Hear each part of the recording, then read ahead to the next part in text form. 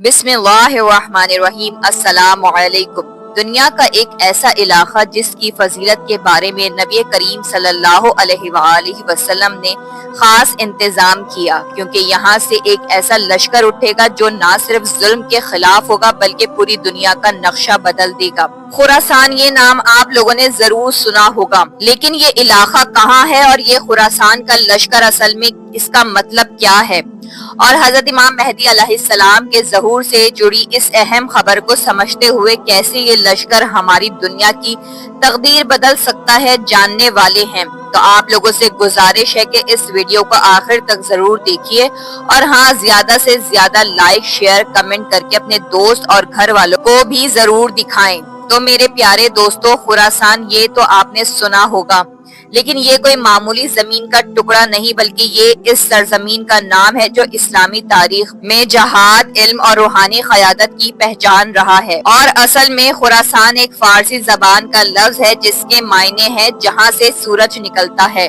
और ये इलाका मशरिक की जानिब था और ये इस्लामी फतूहात का दरवाजा भी बना। और अगर नक्शे के लिहाज से तलाश करें तो पुराना खुरासान ईरान के मशरिकी हिस्से, अफगानिस्तान का बड़ा हिस्सा, उज़्बेकिस्तान, ताजिकिस्तान और यहाँ तक के मुल्क तुर्कमानिस्तान तक फैला हुआ था। और ये इलाका सिर्फ जमीन नहीं था बल्कि ये एक मरकज था जहाँ से तौहीद की रोशनी ने मशरिक को जगाया, और यहाँ से अबू मुस्लिम खुरासानी निकला जिसने बनी उमैया के खिलाफ आवाज बुलंद की, और यही सरजमीन थी जहाँ से इल्म, तसव्वुफ और तबलीग का नूर उठा।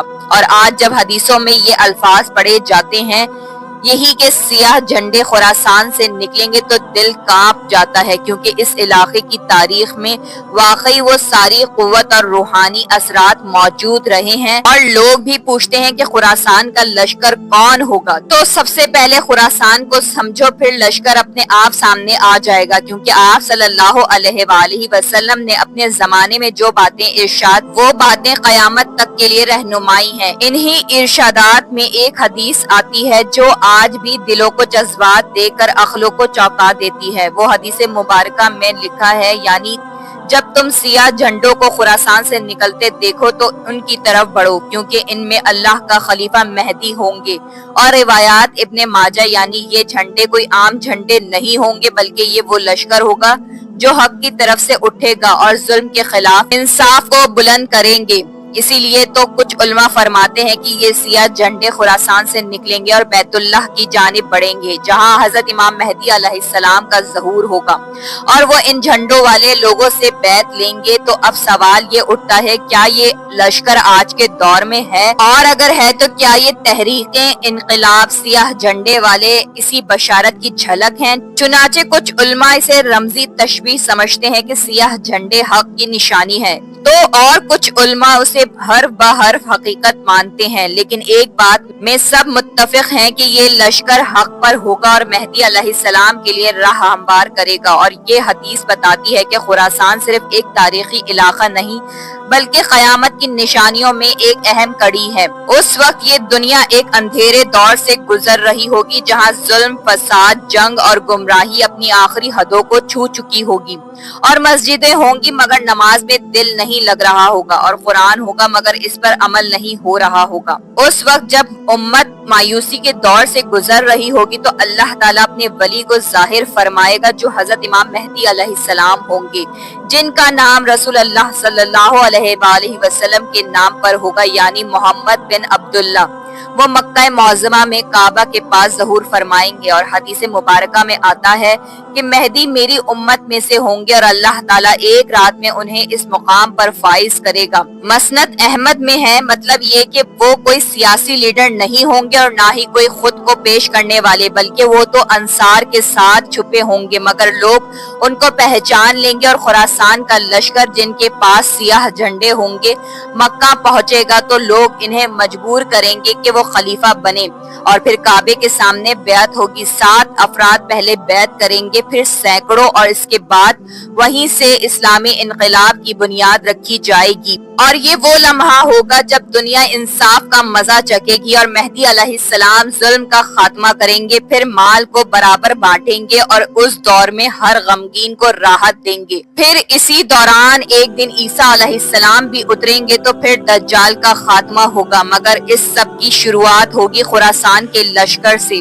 اور اس سیاہ جھنڈے سے جو حق کے سائے میں اٹھیں گے. تو اب سوال یہ ہے کہ یہ خراسان کا لشکر کون ہوگا اور کون ہوں گے وہ لوگ جن کی تحریک حدیثوں میں بشارت بن کر ذکر کی گئی ہے؟ کیا وہ کوئی عام فوج ہوگی؟ تو نہیں میرے دوست، یہ لشکر تو دنیا کی کسی طلب میں نہیں بلکہ رب کی رضا اور دین کی عزت میں اٹھے گا. اور ان کی کچھ خاص پہچانیں ہیں جو حدیثوں اور علماء کے تبصروں سے واضح ہوتی ہیں. اور یہ لشکر خراسان سے نکلے گا. حدیث میں صاف لفظ ہیں کہ سیاہ جھنڈے خراسان سے نکلیں گے، اور تاریخ بتاتی ہے کہ قدیم خراسان میں آج کا افغانستان، ایران کا مشہد علاقہ، تاجکستان اور سینٹرل ایشیا کے کچھ حصے آتے ہیں. اور مفسرین کا اتفاق ہے کہ یہ علاقہ جہاد، تصوف اور علم کا مرکز رہا ہے اور ان کا علم سیاہ جھنڈا ہوگا. آپ صلی اللہ علیہ وآلہ وسلم نے فرمایا جب سیاہ جھنڈے خراسان سے نکلے تو ان کی طرف بڑھو، کیونکہ یہ جھنڈا کسی حکومت کا نہیں بلکہ حق کی نشانی ہوگا. اور یہ لوگ جنگجو اور متقی ہوں گے، اور یہ لوگ ایسے ہوں گے جو علم اور جہاد دونوں سے لیس ہوں گے، اور نہ وہ ظالم ہوں گے اور نہ ظالموں کے مددگار، بلکہ ان کا مقصد صرف ایک ہوگا، حضرت امام مہدی علیہ السلام کے لیے زمین ہموار کرنا.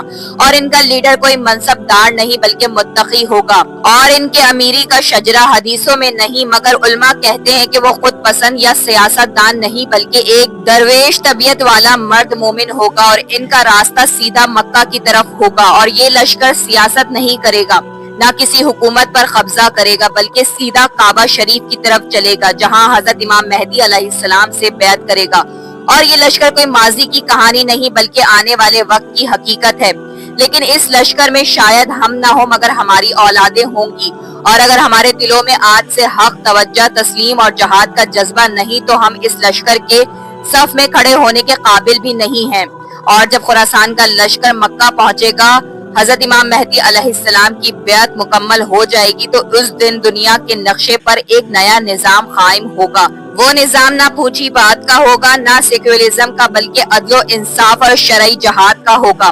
جہاں صرف تلوار کا نہیں نفس کے خلاف بھی ہوگا. اور حضرت امام مہدی علیہ السلام کا نظام دلوں کو فتح کرنے کا نظام ہوگا. اور ان کے ساتھ جو لشکر چلے گا وہ پہلے اپنے نفس کے خلاف جہاد کرے گا، پھر دنیا کے ظالم نظامات کے خلاف.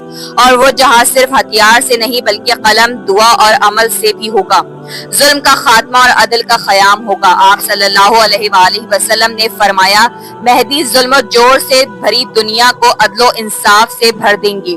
مسند احمد. اس کا مطلب یہ ہے کہ جہاد کا پہلا نتیجہ انصاف کا نظام ہوگا جہاں نہ کوئی بھوکا رہے گا، نہ کوئی بے گھر ہوگا، نہ کسی مظلوم کی آہ بے نتیجہ جائے گی. امام مہدی علیہ السلام کا جہاد روحانی اور فضائی، ان کا جہاد ایسا ہوگا کہ دلوں کی سلطنتیں بدل دی جائیں گی اور ملک در ملک اسلامی انقلاب آئے گا. بیت المقدس آزاد ہوگا اور پھر حضرت عیسیٰ علیہ السلام اتریں گے اور دجال کا خاتمہ ہوگا. مگر ابتدا میں یہی لشکر ہوگا، خراسان کا لشکر. اس نظام میں نہ کوئی بڑوں کا راج ہوگا، نہ رشوت کا سہارا، نہ ذات پات، نہ کسی حکمران کو معافی. ہر ایک کو عمل کا حساب دینا ہوگا. یہی حق کا نظام ہے جس کی بنیاد لا الہ الا اللہ ہے. تو اے مسلمان، آج جو ہم مسجدوں سے دور ہیں، قرآن سے غافل ہیں، حق کی آواز سن کر بھی چپ ہیں، کیا ہم اس نظام کا حصہ بننے کے لائق ہیں؟ کیا ہم اس لشکر کا انتظار کر رہے ہیں یا اس کے آنے سے پہلے ہی گمراہ ہو چکے ہیں؟ خراسان کا لشکر صرف ایک فوج نہیں بلکہ ایک انقلاب ہے جو ہر گناہگار کے دل میں توبہ کی آگ لگائے گا. آج کی دنیا میں ہر کوئی بات کرتا ہے، ہر کوئی دعویٰ کرتا ہے، مگر کون سچا ہے؟ خراسان کے لشکر کی تیاری کہاں تک پہنچی اور ہم عام مسلمان اس کا حصہ کیسے بنے؟ آج کا دور گمراہی اور فتنہ اور دنیا بھر میں مسلمانوں کا حال بے حال ہے. فتنے، جھگڑے اور اختلافاتوں نے دلوں کو توڑ دیا ہے. لوگ اپنے اپنے مذہب کے نام پر لڑ رہے ہیں مگر حق کی آواز کہیں دب سی گئی ہے. خراسان کا مطلب صرف علاقہ نہیں، رویہ بھی ہے. خراسان صرف ایک جگہ نہیں، یہ دلوں کا حال ہے. جو دل توبہ، تسلیم اور عمل کی راہ پر ہیں وہی اصلی خراسانی ہیں. پیارے دوستو، اللہ پاک سے دعا ہے کہ کہنے سننے سے زیادہ عمل کرنے کی توفیق عطا فرمائے، آمین۔ تو کمنٹ میں آپ لوگ بھی جاتے جاتے آمین ضرور لکھتے جائیں۔